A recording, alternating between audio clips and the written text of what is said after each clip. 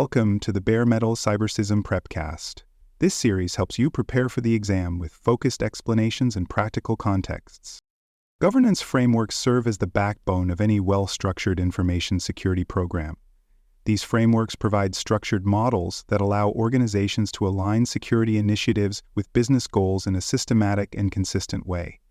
They establish common terminology, clear control expectations, and step-by-step processes that reduce ambiguity across departments and teams. By following recognized frameworks, security leaders can assess the strength of their governance systems, identify weaknesses, and implement improvements over time.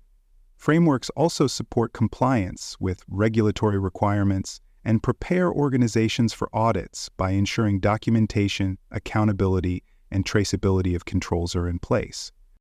Another key advantage of governance frameworks is that they enable benchmarking. Organizations can compare their security posture against industry best practices, which helps justify investments and demonstrate progress to executives.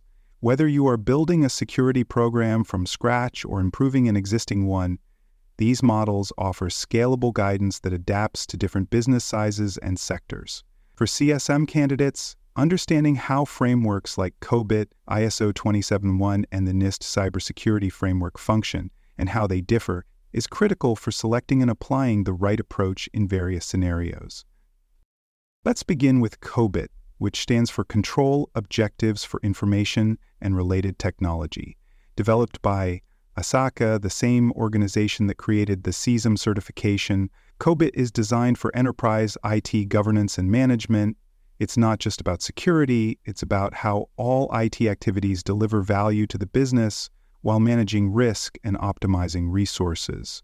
COBIT is structured around domains that include evaluate, direct, and monitor, align, plan, and organize, build, acquire, and implement, deliver, service, and support, and monitor, evaluate, and assess. These domains cover the full life cycle of IT management from planning through execution and improvement. The framework includes maturity models, control objectives, process goals, and performance metrics to help organizations evaluate their current state and define improvements. One of COBIT's key strengths is that it focuses on aligning IT operations with broader business strategy. It does not assume a single operational model, which makes it adaptable across different industries and governance structures. It emphasizes the principle that technology should serve the business, not operate in isolation. For security leaders, COBIT is a valuable tool because it helps integrate security objectives into broader IT governance processes. It supports clear accountability by mapping control ownership and responsibilities to specific organizational roles. By doing so, it promotes transparency and consistency in managing risk across departments and projects. COBIT aligns security decision-making with enterprise value drivers, making it easier to justify initiatives to leadership. It also provides a solid foundation for risk-based decision-making, encouraging organizations to prioritize actions that provide the greatest return in terms of risk reduction and business enablement. Another benefit of COBIT is its support for performance measurement. Security teams can use COBIT's maturity models and performance metrics to assess how well controls are functioning and where additional investment may be needed. These measurements enable organizations to track progress over time, identify weak areas, and celebrate improvements. By embedding COBIT into their governance practices, security professionals can ensure that security becomes a trusted and integrated part of enterprise decision-making. Next, we turn to ISO/IEC 27001 and 27022, internationally recognized standards for information security management. ISO/IEC 27001 outlines the requirements for establishing, implementing, maintaining, and continuously improving an information security management system, or ISM. This system includes policies, processes, procedures, and records that demonstrate the organization's commitment to protecting information assets. ISO/IEC 27002, meanwhile, provides implementation guidance. It helps organizations understand how to apply and configure the controls listed in 27001 based on their specific risk environment. Both standards emphasize risk-based control selection. This means controls are not applied uniformly. They are chosen based on risk assessments that take into account business needs, legal obligations, and operational constraints. ISO standards also encourage a cycle of continuous improvement, often represented by the Plan, Do, Check, Act model. This ensures that once controls are in place, they are regularly evaluated, improved, and adjusted to reflect changing conditions. These standards are globally adopted and certifiable, which makes them a powerful choice for organizations that want formal recognition of their security practices. ISO's value in governance comes from its clear and organized structure. It provides detailed control objectives that can be easily aligned with business goals and compliance needs. It also emphasizes the importance of documentation, ownership, and formal evaluation for each control. Organizations using ISO standards must clearly define who is responsible for each process, how effectiveness will be measured, and what actions will be taken if performance falls short. This creates a disciplined, repeatable approach to security management. For more cyber-related content and books, please check out cyberauthor.me. Also, there are other podcasts on cybersecurity and more at baremetalcyber.com. The PDCA cycle, Plan, Do, Check, Act, is central to ISO's methodology. In the planning phase, objectives are set and controls are chosen. During execution, those controls are implemented and operated. Then in the checking phase, performance is reviewed through audits or assessments. Finally, corrective actions are taken in the acting phase to improve results. This model creates a rhythm of accountability and improvement.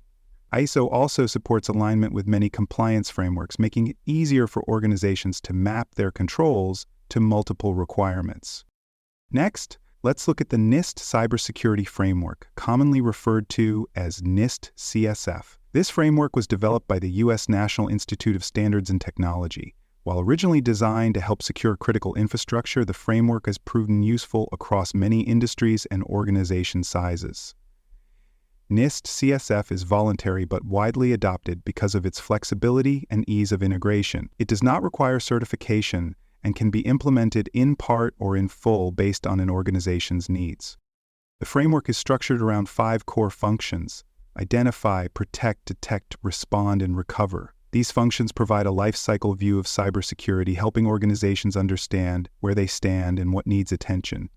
Under each function are categories and subcategories that break down activities in more detail. For example, identity management, threat detection, and incident response. Informative references link each subcategory to other standards and guidelines, such as ISO, COBIT, or NIST special publications. This cross-referencing helps organizations blend NIST CSF with existing practices. NIST CSF offers strategic value by providing a structured method for mapping current security practices and identifying gaps. It helps organizations prioritize controls based on their threat landscape, business impact, and resource availability. The framework is particularly effective in identifying capability gaps, areas where an organization lacks tools, processes, or personnel to meet security goals. It also supports communication with executives by framing security in high-level terms. Leaders can understand which areas are strong and which require attention without needing deep technical detail. Another advantage of NIST CSF is its alignment with risk appetite and compliance requirements. Organizations can use the framework to demonstrate how controls support legal obligations, reduce operational risks, and align with business strategy. Its flexible design means it can scale with the organization as it grows or as threats evolve. Unlike ISO or COBIT, NIST CSF does not prescribe controls. It provides a road. This makes it highly adaptable for organizations with limited resources or those just beginning their security journey. Now let's compare these 3 frameworks. COBIT focuses on enterprise governance, aligning IT processes and controls with business goals. It integrates security into broader IT management and is especially useful for organizations with complex governance structures. ISO 27.1 and 27.2 are highly structured and certifiable. They emphasize detailed control implementation, risk-based planning, and formal documentation. ISO is ideal for organizations seeking international credibility and audit readiness. NIST CSF, on the other hand, is function-based, flexible, and outcome-oriented. It's great for organizations that need a customizable framework to improve posture without formal certification. Each framework varies in terms of depth and specificity. COBIT is more abstract, but excels at integrating governance across departments. ISO provides specific control language and certification pathways. NIST offers guidance that is easy to adopt incrementally and emphasizes outcomes over checklists. Organizations may choose to adopt one framework, or they may combine multiple frameworks to achieve broader coverage and maturity. Using more than one framework allows an organization to tailor its program to industry, size, and risk posture. Choosing the right framework depends on several factors. Regulatory mandates and industry requirements may dictate or favor one framework over another. For example, financial institutions may lean toward COBIT, healthcare providers may prefer ISO, and public sector organizations may adopt NIST. The depth and scope of the framework must also match the organization's maturity level. A startup may prefer NIST flexibility, while a multinational corporation may need ISO's structure and certification. Internal governance culture also plays a role. Some organizations value formal documentation and external validation, while others prioritize agility and customization. If auditability is a priority, ISO may be best. If strategic alignment is key, COBIT offers more governance tools. If your organization wants a modular and scalable framework, NIST provides that flexibility. The selected framework or combination of frameworks should reflect your strategic needs and operational realities. Integrating frameworks into the broader governance program is a continuous process. They help shape policies, procedures, and accountability models.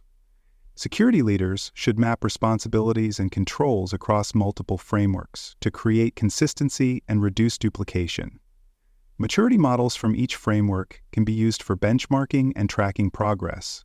Periodic reviews ensure that alignment with business goals is maintained, especially as the organization evolves. Feedback loops are essential. Control testing, audit results, and user feedback should be used to refine the framework implementation.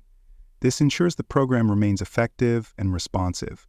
Frameworks should never be treated as static checklists. They are dynamic tools that grow and adapt alongside the business. For CISM professionals, the ability to select, apply, and evolve frameworks is a key competency in driving governance excellence. Thanks for joining us for this episode of the Bare Metal CyberSysm Prepcast. For more episodes, tools, and study support, visit us at baremetalcyber.com.